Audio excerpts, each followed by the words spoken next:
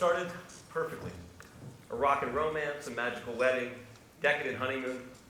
When we get home, my wife stomps out of the bathroom with this plastic stick with a plus sign and tells, "Hey Ian, you got me pregnant!" Now, admittedly, I was glad to be the prime suspect. That was good news. But 13 weeks later, we watched the color flee from the face of our OBGYN as he told us that this being, the one inside, was not meant to be. He sent us to a specialist, and this is a word which we've become very, very familiar with this word. Too familiar. Specialist number one told us that unless we were deeply religious, we would have to have a D&C, which is a fancy word for an abortion. And I thought that was a pretty painful prize for those people who were deeply religious. But if we chose not to have the procedure, then the baby was going to pass prior to birth or shortly thereafter. And so we did. And then over the next few years, we specialized in specialists. We learned more acronyms like IUI, intrauterine insemination, and IVF, in vitro fertilization. We were basically really depressing textures. We just shrunk everything down. And money rolled out while bad news washed in. But we were impervious to accepting defeat. We voluntarily did terrible things to each other. On a daily basis, I would jab a needle in my wife's behind. She actually let an acupuncturist stick needles in her body and then connect them to a battery. That was what they did. We engaged in extractions and implantations and unrealized expectations. And then several specialists suggested that we try donor eggs. So our donor gave us 11 eggs, and the first attempt took 5 eggs, but it only left us with frustration and sadness. And then the second attempt used the remainder, and we waited for the phone call, and it came late, and we figured that had to be really bad news. I answered it, but something unexpected happened, which is we didn't get bad news. Suddenly we were able to spend days, and then weeks, sharing the secret that seemed to cure this invisible injury. We saw a moving head on a mirror, and then tiny hands, and we heard racing heartbeats that I'm a gadget head, I would record with my iPhone.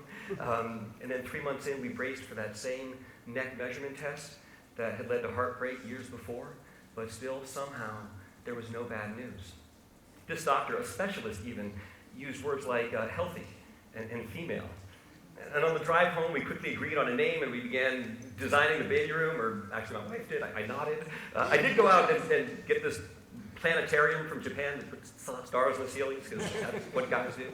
And then at home, I sent out this global email and said to friends and families, "Congratulations to us, and yesterday we passed the 3-month, now it's okay to speak about it deadline, so we can announce that we were expecting a healthy baby girl to arrive in January."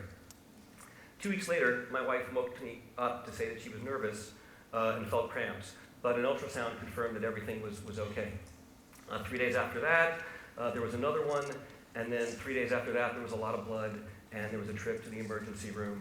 And thankfully, we were told that everything was okay, and we were shown images of the baby moving inside, and we were sent home. And then 45 minutes later, my wife's cramps worsened, and the doctor on call suggested Tylenol. It wasn't our regular doctor, but the pain sharpened, and so we called back. And this doctor now seemed to she's acting sort of annoyed with our calls, and she asked me to go locate an open pharmacy to see if I could get Vicodin. And that's when my wife went to the bathroom and came back to bed, and then ran back to the bathroom and screamed. And I knew, and I told her not to look down, and she had, and still connected to her but not moving was the physical embodiment of that which we had seen on screen. And autopilot totally clicked on. It's amazing in these times. It's tactical. I looked for a container knowing I had to save everything. I didn't know why, but I know I did. And there was this blue pint glass, and it was right by the bathroom sink, and I washed it out and moved my wife she moved to the tub, and I collected everything that had fallen and put it inside, and I ran outside to call 911. And I told the dispatcher that my wife had been miscarried, and he asked me to describe what was happening. And he told me that she was probably going to go into shock, and that I needed to cover her with blankets. But the blankets were in a closet that were like 30 feet away, and there was no way for me to go get the blankets and still stay with my wife. And I told him I didn't know what to do, and he said, "Listen, go get the blankets, put your wife on the phone, go get the blankets." And I did, and when I came back, she was crying a little bit less because the pain that she didn't know was labor was subsiding. And in about 5 minutes, the doorbell rang, and I ran downstairs. And the 4 paramedics rushed in, and they asked me these questions that somehow I was able to answer, like, like where's the fetus? Where's your wife? Is the fetus intact? How far along? One of these guys picked up our huge dog and pushed it, and carried it gently, and she's an enormous dog, put it into the bathroom, and these kind, brilliant men then flirted with my wife as they carried her down 3 flights of stairs, and leave it, and they told her that her jitterbug legs were because she was going into shock, and leave it to my wife at this moment to joke about and apologize for her weight, her beautiful, stunning, sexy pregnancy weight.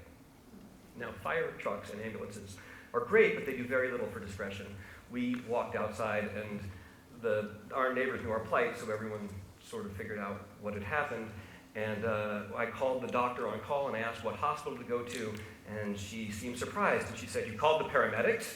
And I remember thinking, but not saying, yeah, considering that my bloody wife was trembling and our child's in a pint glass, it seemed like the right thing to do. But the kind man in the ambulance told us that we were right, and that 911 is there for situations that people can't handle on their own. Now, our regular, more empathetic doctor left whatever it was she was doing, and came to the hospital to perform another D&C, which was necessary to make sure that what we knew was gone was completely so. And 2 hours later, my wife and I cabbed home. Now, once she was asleep, I retrieved the 2-week-old celebratory email, cut and pasted all the names of the recipients, and informed everyone that the pregnancy ended and we needed some private time. And that's when we got to witness the different forms of consolation. Now, the first wave was absolutely brilliant.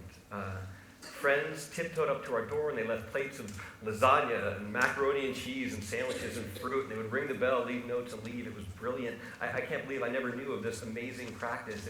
It was everything that we needed. It was nourishment. It was things that we couldn't handle on our own. It was respect. It was privacy. It was love. But then a month later, we had gained a combined weight of about 40 pounds, so we had to slow down. Now, the second wave, this really happened. I'm not making this up. It was traditional, very floral. My wife loved that our house looked and smelled beautiful. I thought it looked and smelled like a funeral home. But one arrangement stood out, definitely. And it was from a very dear friend, but the florist had this inspired idea of putting flowers in a treasure chest. And so I was a bit taken aback to open my door and see a delivery man holding a dark wood box about 14 inches by 8 inches. And I'm like, flipped open to show orchids and lilies. And I'm like, really? Wow. Baby casket, okay. And I thought I was being paranoid, so I took it and I hid it in the kitchen behind the other flowers where I thought nobody could see it. And my wife, she comes down, is that a baby casket? For the first time in like 10 days, we laughed. Now, the third wave of consolation came from friends who wanted to touch base, make sure we were doing okay. And that was well-intentioned and also really tiring because it demanded a response, and we weren't really in a place where we could do that yet. But every now and then we would get this message, something like, we don't know what to say. We love you. We're here. That was perfect. Now, we eventually began to respond to emails, leave our house, go outside, where we encountered the fourth wave. And this was the one that I found the most infuriating. And this was the unsolicited mention of God's plan. Whenever I hear someone say God's plan, I think, you're an asshole. Come right out like that. Like that was it.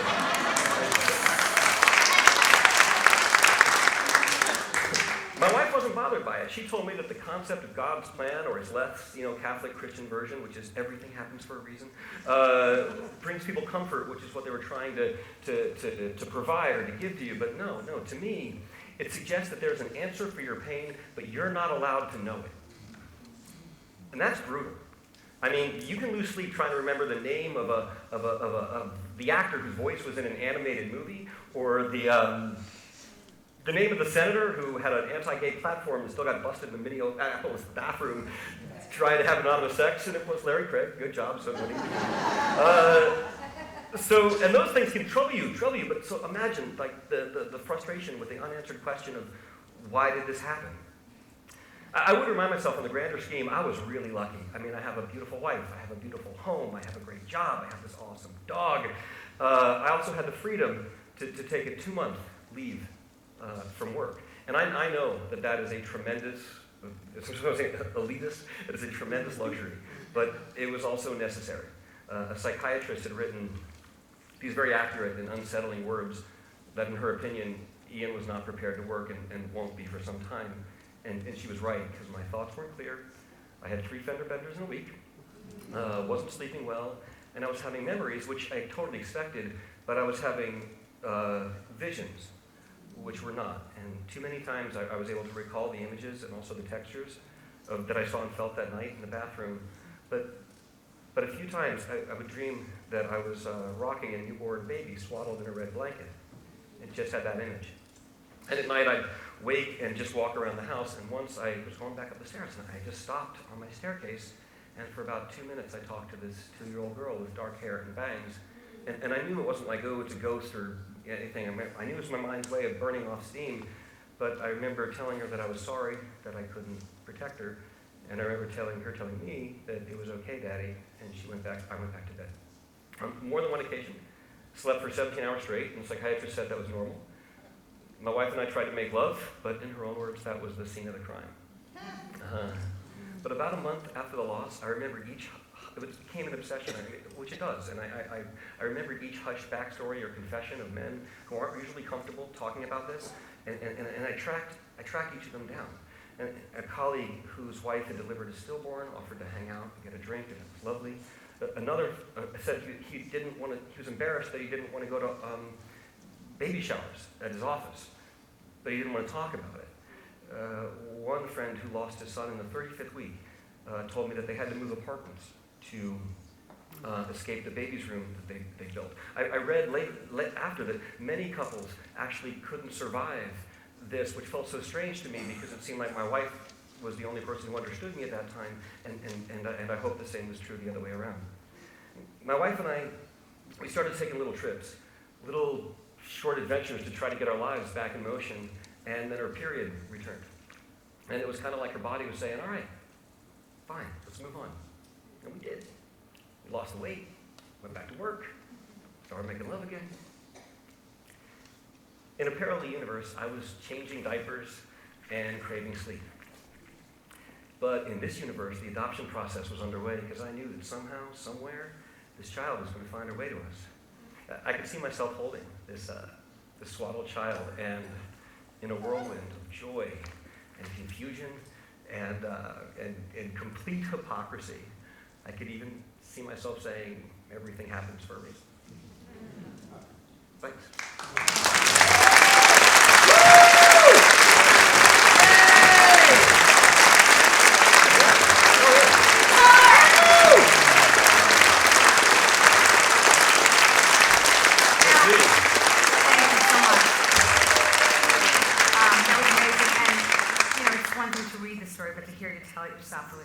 Fantastic, and the reason I asked him to join me out here is because, first of all, one of the reasons I'm drawn to this format is because stand-up is spectacular, but this storytelling has lots of colors, and we just tell every side of the story. And this is a heartbreaking story, but this isn't the end of the story. No. So please, there's an epilogue. Yeah, there's an epilogue. Vista Del Mar rocks. My Saturdays used to be spent working, but now they're spent trying to go for adventures like salt and straw ice cream.